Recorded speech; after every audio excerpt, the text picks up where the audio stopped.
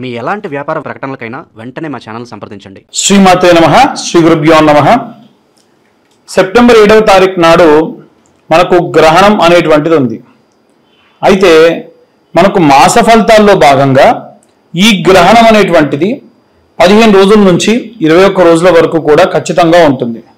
కాబట్టి ఈ ద్వాదశ రాశులకి కూడా గ్రహణకాల సమయం నందు ఎలాంటి మంత్రం చదువుకోవాలి, ఎలాంటి దానాలు చేయాలి, అలాగే గ్రహణం సమయంలో మీరు ఒక్కసారి మంత్రం చదివితే, నేను ఇప్పుడు చెప్పే మంత్రం ఏదైతే ఉందో చదివితే వాటికి 10,000 నుండి 1,00,000 సార్లు చదివిన దానికి ప్రతిఫలం దక్కుతుంది. దాని వలన మీ జాతకంలో ఏ గ్రహాలు బాలేకుంటే ఆ గ్రహాలకు సంబంధించిన మంత్రాలు కింద డిస్క్రిప్షన్లో ఉంటాయి.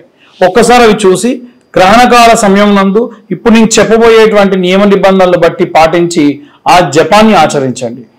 ఇక ద్వాదశ రాశుల వారికి కూడా ఉన్నటువంటి గ్రహ ఫలితాలు ఎలా ఉంటాయనే విషయాన్ని ఇప్పుడు మనం తెలుసుకుందాం. తదుపరి కర్కాటక రాశి. కర్కాటక రాశి వారికి సంబంధించి చంద్రుడు రాశ్యాధిపతి.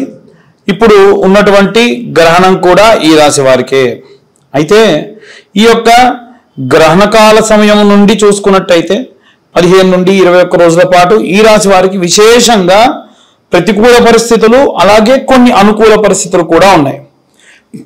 ఉన్నటువంటి ప్రతికూల పరిస్థితులు ఏమిటి అంటే, చాలామంది అమ్మో ఇక చంద్రగ్రహణము ఈ కర్కాటక రాశి వారికి ఎక్కువగా ఉంటుంది అనేటువంటి భావనలో ఉంటారు.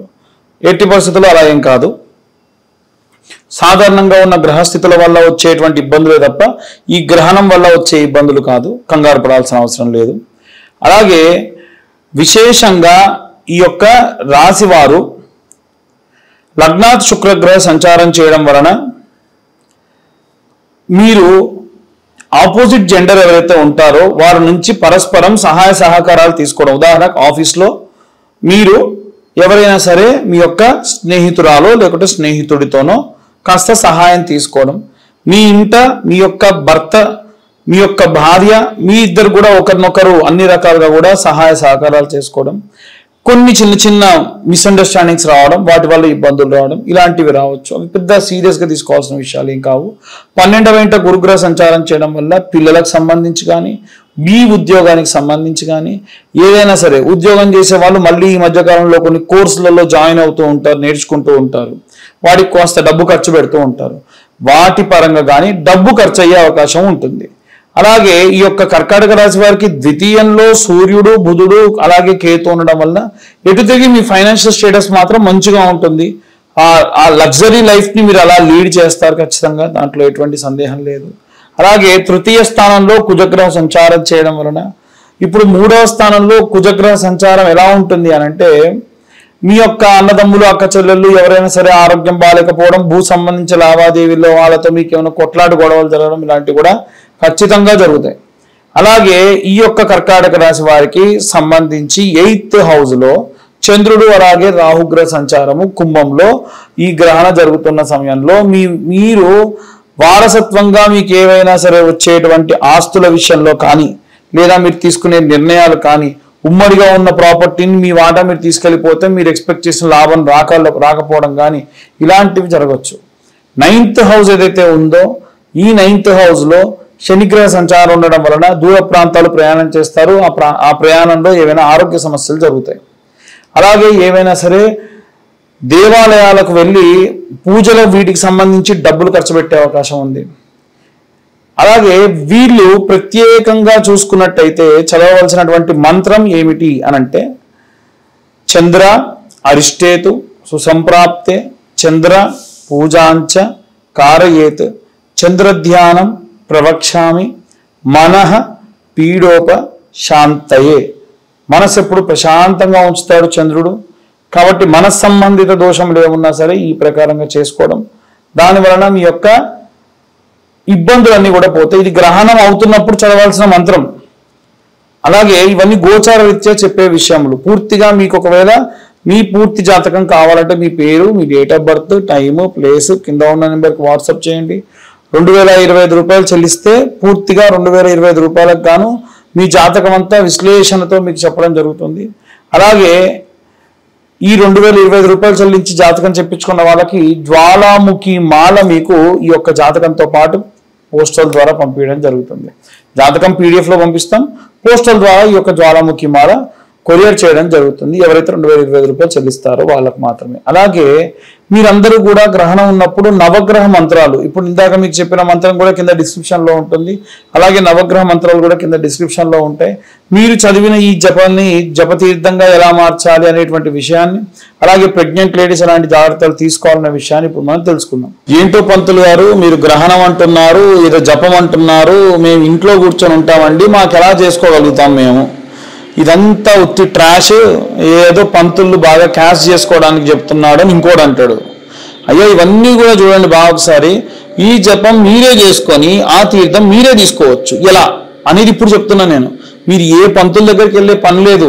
మీ ఇంట్లో మీరు కూర్చొని గ్రహణం జరుగుతున్నప్పుడు మీరే ఇది జపతీర్థంగా తీసుకోవచ్చు. మీరు లక్షలు ఖర్చు పెట్టినా సరే ఎవరు కూడా మీకోసం చేయనటువంటి పూజా విధానాన్ని మీరే చేసుకోవచ్చు అని చెప్తున్నా కదా. అదే ఎలా అనేది తెలుసుకుందాం. ముందు గ్రహణం ఎప్పుడు అంటే సాయంత్ర సమయంలో 8:58 నుండి ప్రారంభమై 1:50 వరకు జరుగుతుంది. ఈ గ్రహణ కాలం కంటే గంటన్నర ముందే భోజనాలు చేయడం పూర్తి చేయండి. అందరూ మగవాళ్ళందరూ కూడా, ఆడవాళ్ళు కూడా చేయొచ్చు కానీ మగవాళ్ళు చేస్తే మంచిది. వారందరూ కూడా ఒక గ్లాస్, ఆ గ్లాస్లో దర్భ, ఒక ప్లేట్లో ఒక దర్భ కింద వేసుకొని దానిపైన చాప వేసుకొని కూర్చోండి. అలాగే ఇంట్లో ఉన్నటువంటి అన్ని తినుబండారాల్లో కూడా దర్భ వేయాలి. నూనె పదార్థాల్లో దర్భ వేయాలి. అదేంటండి, ప్యాకెట్ ఐటమ్స్ ఉంటాయి, మీ ఫ్రిడ్జ్లో పెట్టుకుంటారు, దానిపైన దర్భ వేయండి. ఇంట్లో ఓవర్ హెడ్ ట్యాంక్లో కూడా దర్భ వేయండి. మీ డాబా పైన దర్భ వేసుకోండి. సింపుల్, అంతకుమించి ఏం లేదు. ఈ పంతులందరూ కూడా దర్భ బాగా ప్రమోట్ చేస్తున్నారు. దర్భ వాల్యూ ఎంత ఉంటుంది? 10 రూపాయలు ఉంటుంది. దాన్ని మీరు ప్రమోట్ చేసే పనేం లేదు. కాబట్టి ఇది ఏ ప్రమోషన్ కాదు, మీ మంచి కోసం చెప్తున్నాం. సో గ్రహణం ప్రారంభమైన వెంటనే ఏం చేయాలంటే ఆచమనం చేయండి. మామూలుగా 3 సార్లు చేతిలో నీళ్లు తీసుకొని, ఏ మంత్రం చెప్పే పని లేదు. వస్తే కేశవనామాలు, కేశవాయ నమః, నారాయణ నమః, మాధవాయ నమః, గోవిందాయ నమః, త్రివిక్రమాయ నమః, మత్సూదనాయ నమః, వామనాయ నమః, శ్రీధరాయ నమః, ఋషికేశాయ నమః, పద్మనాభాయ నమః, దామోదరాయ నమః, సంకర్షణాయ నమః, వాసుదేవాయ నమః, ప్రద్యుమ్నాయ నమః, అమృతాయ నమః, దోక్షాయ నమః, నారసింహాయ నమః, అచ్యుతాయ నమః, జనార్దనాయ నమః, ఉపేంద్రాయ నమః, హరియే నమః, శ్రీకృష్ణాయ నమః. ఇవి కేశవ నామాలు. ఇవి చదవగలిగితే చదవండి, లేకుంటే అది కూడా లేదు. సాధారణంగా మీరు మామూలుగా ఆచమనం చేసేసుకోవచ్చు. ఆచమనం చేసుకున్న తర్వాతకి 3 సార్లు చేసుకొని 4వ రోజులు పెట్టి మనసులో మీ గోత్రం అనుకోండి.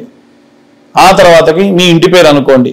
ఆ తర్వాతకి మీ ఇంట్లో ఉన్న అందరి పేర్లు అనుకోండి. ఉదాహరణ మీ నాన్నగారి పేరు చెప్పారు, ఆయన పేరు రామారావు నామ్యః, ధర్మపత్ని సమేతస్య పేరు సీతానామ్యః, సుపుత్రకాయ మీ పేర్లు చంద్రశేఖర్ నామ్యః, ఇలా అనుకోండి. అనుకొని మనసులో మీ సంకల్పం ఏమిటి?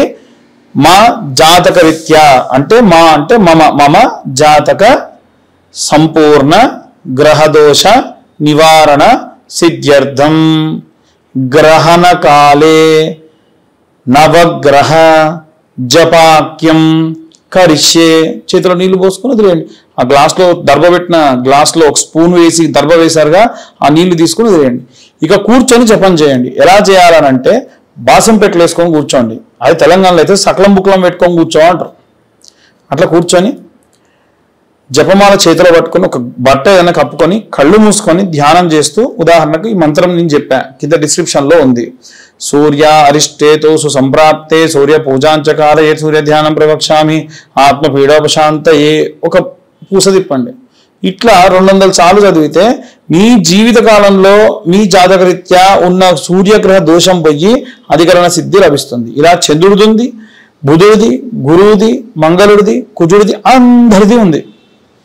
ఖచ్చితంగా మా ఛానల్ వాళ్ళకి చెప్పి నేను టైప్ చేసి పంపించా, వాళ్ళు ఖచ్చితంగా కింద వేస్తారు. సో నో డౌట్, ఇది ఒకటి బాగుంది. మరి నెక్స్ట్ ఇక చేయాల్సిన దానం విషయంలో ఇంకొకటి, మీరు జపం చేస్తున్న టైంలో మధ్యలో ఒకవేళ ఆపారు అనుకోండి, ఎవరో పిలిచారు, ఇంట్లో పాప ఏడ్చింది, బాబు ఏడ్చారు, మరి లేచి వెళ్ళిపోవద్దు. ఆ నీళ్లు ఒక స్పూన్లా తీసుకొని తత్సత్ బ్రహ్మార్పణమస్తు అని పక్కన ఉన్నటువంటి ప్లేట్లో వేయాలి. ఆ వదిలిపెట్టిన నీళ్ళే జపతీర్థం. ఈ 9 గ్రహాలకు చేసి ఆ తీర్థం తాగాలి. తర్వాతకి దానం ఏం చేయాలంటే మరుసటి రోజు ఈ యొక్క గ్రహణమైన తెల్లారి ఏం చేయండి, బ్రాహ్మణోత్తములకి మేషరాశి వాళ్ళు, వృశ్చిక రాశి వాళ్ళు బాగా గుర్తుంచుకోండి. మేషరాశి వాళ్ళు, వృశ్చిక రాశి వాళ్ళు కేజీంబావు కందులు, కేజీంబావు బియ్యము, కేజీంబావు మినపగుండ్లు దానం చేయండి. మీ శక్తి కొద్దీ దక్షిణ పెట్టి.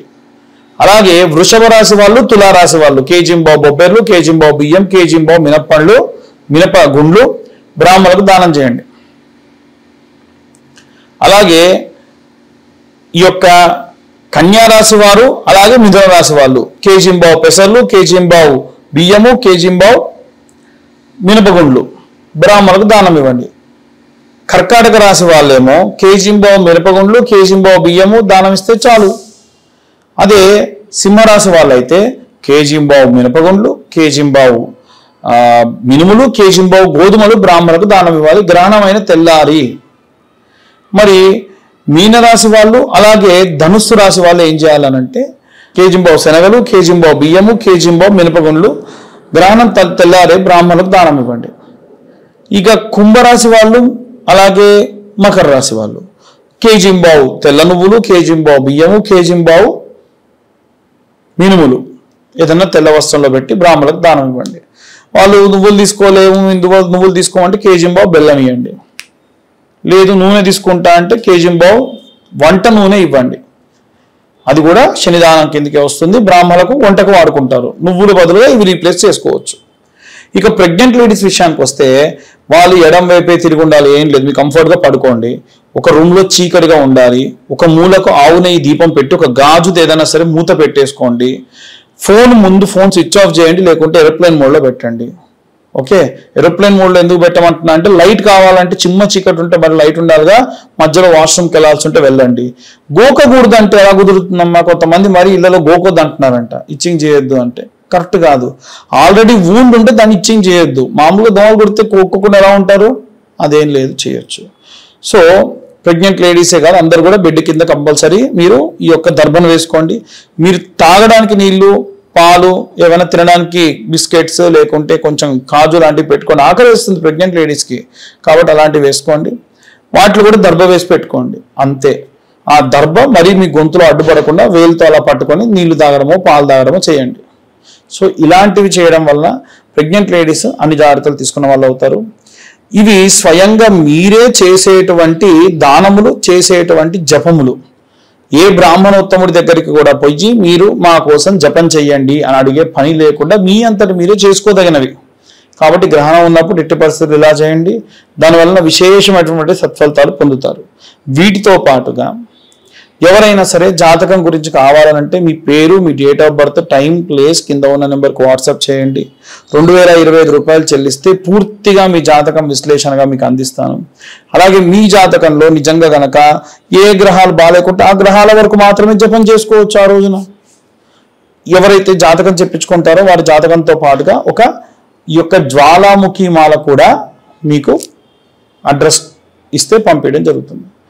ఇక అందరూ కూడా ఈ గ్రహణ సమయంలో జాగ్రత్తగా ఉండండి. ప్రెగ్నెంట్ లేడీస్ ముద్దుగా జాగ్రత్తగా ఉండండి. సర్వే జన సుఖినో భవంతు. స్వస్తి.